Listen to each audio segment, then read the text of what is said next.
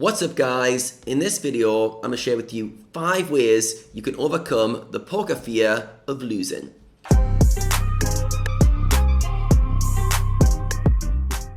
As a poker player, you're going to lose a lot. You're going to have losing days, you're going to have losing weeks, and you're even going to have losing months. And that hurts. Being a winning player, being a profitable player in your game, it becomes very challenging to deal with the fact that it's inevitable that you're going to lose very often. And because of that, players very often build up a lot of fear going to their sessions that they might lose. Because losing is such a real part of the game, it becomes this fear of what happens if I lose and keep losing and can't win again. So today we're going to explore where that fear comes from, and then we're going to get very practical. I'm going to bring my whiteboard out and I'm going to share with you 5 ways to overcome the fear of losing. So I started a coaching session with my poker athletes. Every Monday we get together, talk about the problems that are coming up, and we solve them together with using poker athlete frameworks. And one of the players said that he had a bit of a bad week, didn't perform as well as he usually did. As we explored that, he said he cared too much about winning. Alright, so he cared too much about winning. At first that seems quite innocent, right? Say, well, of course we care about winning. But he said he cared too much. So I asked him how did that affect his performance. And he started saying he felt very tense in games, he wasn't trusting himself, he was overthinking in a lot of spots, and he was scared to make bluffs that he would usually make. As we explored this further, we saw that it was coming from a fear. And that fear was, guess it, he was afraid of losing. He was afraid of losing. Now, as he started talking about this, 2 of the other players on the coaching call really resonated with this, and they said they were struggling with the exact same problem. So we had 3 of the players on the call, all struggling with this fear of losing.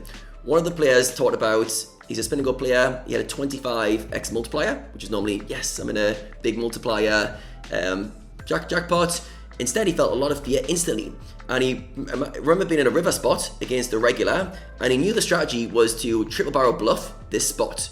But because he had a fear of losing, his mind rationalized that my opponent knows what I've got here. He's going to call me down. He's going to call me down super light, and I'm not going to bluff. So because he had a fear of losing, he made a massive deviation in his strategy, which turned out to be a big mistake. All right, anytime you're making a deviation in strategy based on fear, guess what? Going to probably be suboptimal. All right, so we had 3 players struggling with the fear of losing, how that was impacting their games. Now, it can impact you in different ways. Some players will go very risk averse. Some players actually go aggressive when they have a fear of losing. Almost this like kind of back against the wall and they just want to go for it. But either way, I'm sure you guys can acknowledge when you have that fear of losing, you don't play your best. You don't go with your gut feels. You don't use your intuition. You overthink, you overjudge, you try a bit too hard, and very often you make more mistakes than you would have. All right, hopefully we all agree on that, because if you don't agree on that, then this video will probably seem pointless to you. But if you do agree on that, we can start moving forward. So why is this fear of losing there? What's it coming from? What's the root cause? If we understand the mechanisms of it, we can start to break it down and chip away at it. So every time you have a fear of losing, it's because you've given the outer event, the external event, too much importance. You put too much importance on the outer event. All right, so in this scenario, as a poker player, you've put too much significance and importance on winning. Winning is too big of a deal, and losing is too bad of a deal. All right, and because of that, it's created this cocktail of, I don't want to lose, and I want to win. All right, so you're pulling both ways. You're pushing away from losing, and you're pulling towards winning. All right, you've got this tension in the body where you're trying to force this. Unfortunately, as a poker player, you have very little control over that in the short term. I wouldn't say you have no control, because obviously your actions are impacting that, but in terms of how much variance plays out day to day, not much control. All right, so if we want to become more fearless at the poker tables, we need to chip away at the importance that we're giving to external events. We need to chip away at how much we're valuing winning and how much we're hating losing in a way. All right, so I'm gonna grab my whiteboard now and I'm gonna go through the 5 strategies that I found most effective for lowering that importance and significance and allowing you to play more fearless poker. Alright, so let's dive into 5 ways to become more fearless at the poker tables. Remember, all of these approaches are aimed at lowering the importance that you're giving external events. Alright, if you can do that, if you can just grasp the concept, I need to lower the importance of the things I'm seeking, all your problems start to melt away when it comes to fears. Now, you'll have to revisit these many times over your career because you'll feel like you've overcome it, and then something will happen that puts one of these factors out of balance, and all of a sudden, the fear comes back. All right, so anytime you're having fears that come up, revisit these 5, try all of them in different degrees, and see which ones are effective for you. All right, so the first one is accept the possibility of losing. All right, so to accept,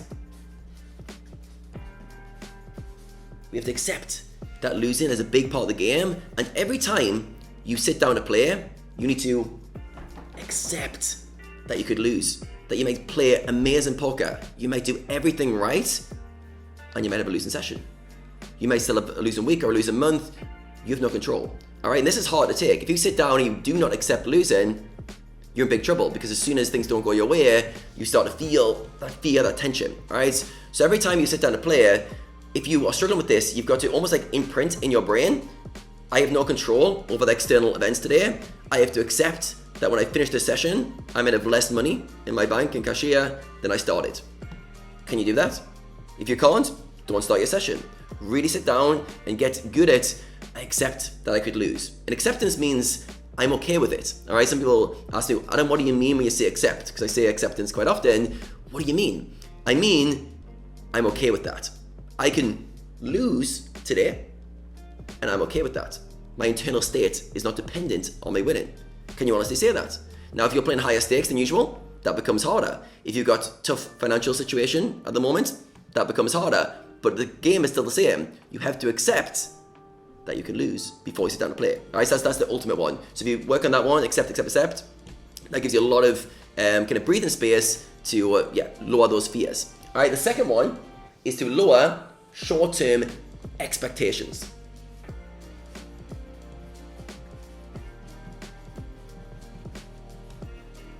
Very often, fears are getting magnified because in the short term, we expect to win. All right, I see this very frequently with MTT players. They often have a big Sunday where they have a massive Sunday grind where they're playing higher stakes and more tables, and their expectations on a Sunday go through the roof. Rather than going lower, they go higher. They go a lot higher. All of a sudden, more fears come to service. All of a sudden, they get scared to make plays. All of a sudden, they try too hard and they care too much about the outcomes because the expectations have got too out of sync. All right, so in the short term, I'm okay with having high expectations over long periods. You expect a high standard of yourself. But in the short term, when it comes to results, expect nothing. Expect nothing. All you need to do is show up and go, right, I'm going to perform the best I can today. I expect nothing. The more excited you get about your grind, the more excited, like, oh, today is going to be a good day. If you're on a downswing or you're in makeup and you're like, I'm going to clear this makeup or get out my downswing, you'll set yourself up for a massive crash because you're putting so much significance and importance. In reality, what you should be doing is going, let's get excited because I'm playing poker today. Let's play my best poker. I expect nothing other than I show up and play my best. All right, so lower expectations over and over. You'll find when you're on good runs, expectations start to nudge the way up. Or if you're trying to change your situation, like you're trying to get out of downswing, you're like, come on. But you've got to always keep expectations in check, especially in the short term. All right, so that's the second tool. Third one is relax your attachments.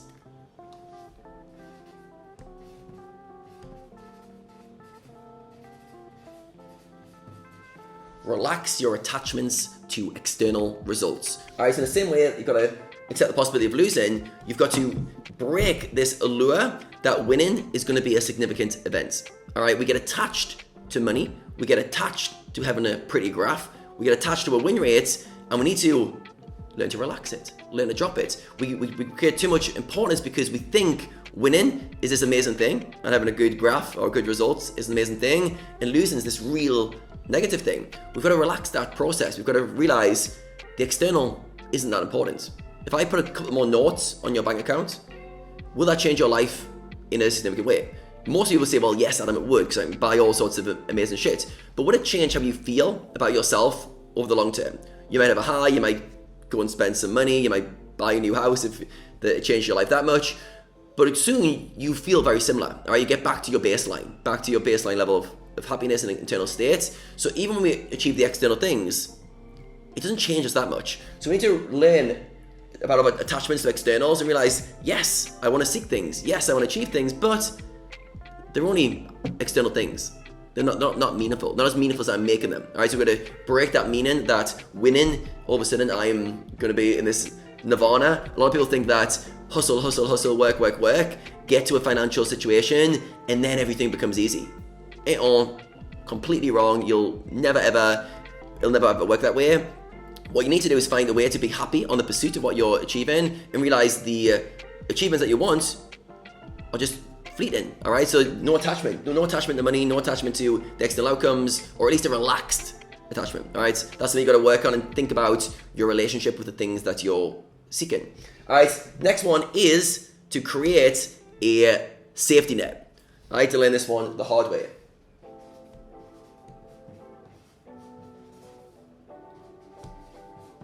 Create a safety net. Now, if you're struggling financially and you've got the bills to pay, like the rent is due in 4 days' time, you're going to have a lot of fear of losing. There's going to be so much pressure on you in the short term that these other three are going to be super hard. They're going to be really, really hard because your external events, your current circumstances demand you to do something. All right, so for myself, I was in Thailand and it was my first year of playing poker, and I just moved from $15 to $30 heads of goals.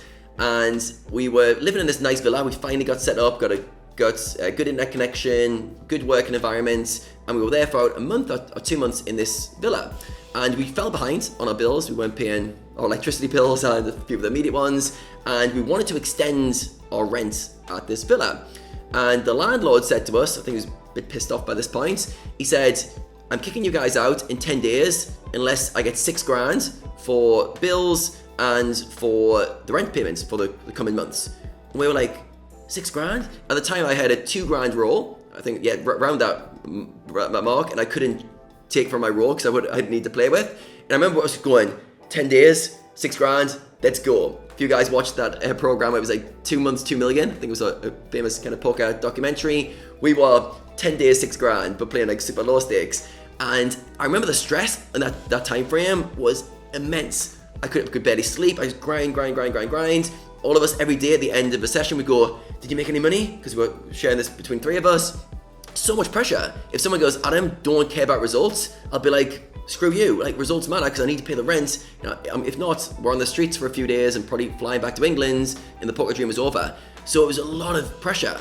All right, so when your external circumstances aren't in a good way and you've got money pressure in the short term, all of a sudden you will have a lot of fear. All right, so over time, we achieved that goal, by the way. We got the $6,000, paid the rent. I remember going, never again.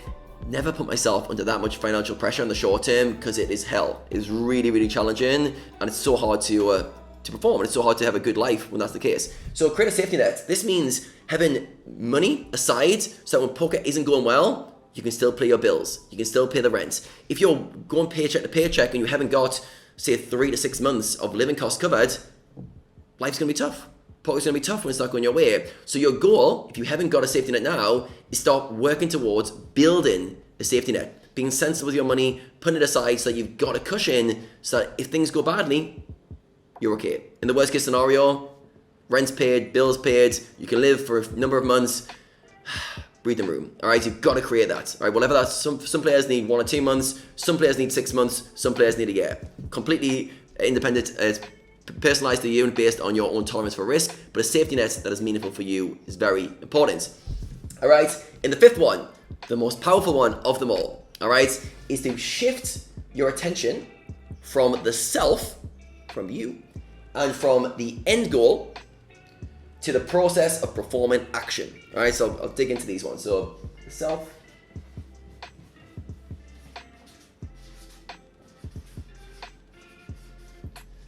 so shifting your attention from the self, you, and the end goal, what you're trying to achieve, to the process of performing the action. All right, this is so key because when we're having fears, what are we focusing on?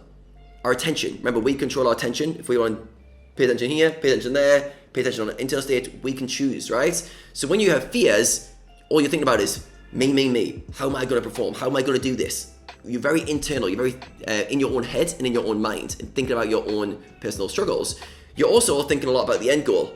If I could just get this money, if I could just have a winning session, life's gonna be great. All right, so you're switching between yourself and the end goal. Every time you're thinking about these things, pressure, and fears are building.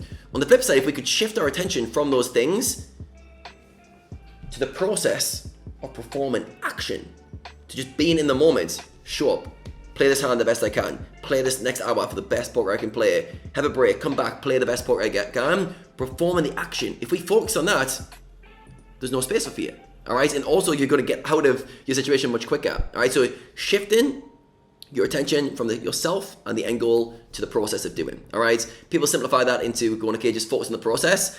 You've got to really absorb yourself in what you are doing, performing the actions that are taking you forward, and just know if I keep performing well, the external takes care of itself, all right? You gotta instill like a microchip into your brain. If I keep performing well, the external takes care of itself, all right? It's a true life lesson. Just focus on the actions you're doing and optimizing those, all right? So all of these 5 are different tools and they'll work different based on your current situation, but try all of them at different degrees. If any of you guys have fear, start with accepting the possibility of losing, all right? Before you start your session, acknowledge it could be a losing session, could be a losing week, be okay with that. Lower short-term expectations. Don't let them get too high. If you're on a heater, lower them, go, right, this is not gonna last forever. If you're losing, don't create too much expectations that today is gonna be an amazing day. It's another day, get to it. Relax your attachments. Money's money, success is success. Who cares? It's not the biggest deal in the world. Your internal state is not going to change that much. Drop all that kind of significance on those external events. Safety net, if you haven't got one, guess what? Life's going to be really stressful in the short term and you need to work towards creating months of breathing space. For a poker player, that generally means having money in the bank for multiple months so that when you don't make money, there's less stress there and less immediate consequences. And then shifting your attention from the self and the end goal to the process of performing action, all right? Switching your attention from me and what I'm trying to get to showing up. Every day, showing up. And if you obsess over that, you will get to your outcome eventually. All right, guys, if you're having any fears, try these out. I hope this is effective for you. And if you want to go deeper into this concept, I've got a free PDF that's in the link in the description, and I cover the 8 skills needed for elite poker performance. This skill right here is number 6, which is the skill of presence. And I talk about going from a training mindset, which is fear of losing, fear is the trainer mindset, to a performance mindset. And this is all about being fearless. All right, so if we go from fear to fearless, and performance mindset is the gateway to that. I go in depth, break it down for you in a PDF guide that you can download. And the 7 other skills you'll learn along the way. All right, guys, hope you enjoyed this video. If you did, hit the like button before you go. There's going to be plenty more coming from me very soon.